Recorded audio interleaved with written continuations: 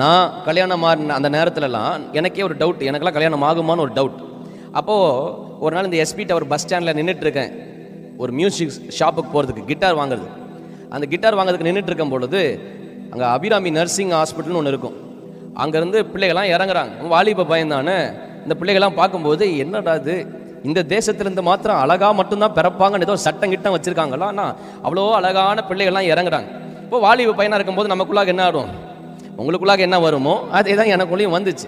அப்போ உடனே அப்பாலே இப்போ சாத்தானே அப்படின்னு நான் சொன்ன உடனே எனக்கு ஒரு டவுட் வந்துச்சு. ஆண்டவரே, எனக்கெல்லாம் கல்யாணம் ஆகுமா? ஏன்னா இங்கே பேர் என்னது, பூ மார்க்கெட்டுக்கு போகணும், அங்கே கல்யாணி மியூசிக் ஷாப்னு ஒன்று இருக்குது, அங்கே போகணும். அதுக்கு பஸ் காசு இல்லை.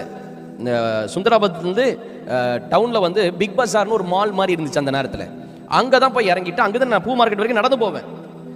அப்படி போனால் தான் திரும்பி வரதுக்கு பஸ் காசு இருக்கும். அப்போ நினச்சேன், நமக்கே இந்த நிலைமை இருக்கும்போது நம்மளை யார் நம்பி பிள்ளை கொடுப்பா அப்படின்னு நினச்சி நான் கேட்டுக்கிட்டு இருக்கும்போது கர்த்தர் என்கிட்ட சொன்னார், முதலாவது தேவனுடைய ராஜ்யத்தையும் அதன் நீதியும் தேடுங்கள், அப்பொழுது இவைகள் எல்லாம். ஆமாம். அப்போ ஆண்டவர்கிட்ட என்ன சொன்னார்னா, முதல்ல நான் உனக்கு கொடுத்த வேலையை பாரு, அப்புறம் உன் வேலையை நான் பார்த்துக்கிறேன்றார். நம்ம இன்னைக்கு என்ன சொல்றோம்னா, ஆண்டவரே நீங்க கொஞ்சம் அமைதியா இருங்க, உங்க வேலையை நான் பார்த்துக்கிறோன்றோம். ஏற்ற காலத்தில் அதன் காரியத்தை கர்த்தர் எப்படி செய்வார்? ஏமாற்றத்தோட செய்ய மாட்டார், நேர்த்தியாய் செய்வார். சொல்லுங்க, நேர்த்தியாய் செய்வார். பார்த்தீங்கன்னா, நீங்க ஆண்டவர் நேர்த்தியா செய்வார்னு உங்களுக்கு சந்தேகமா இருக்கா?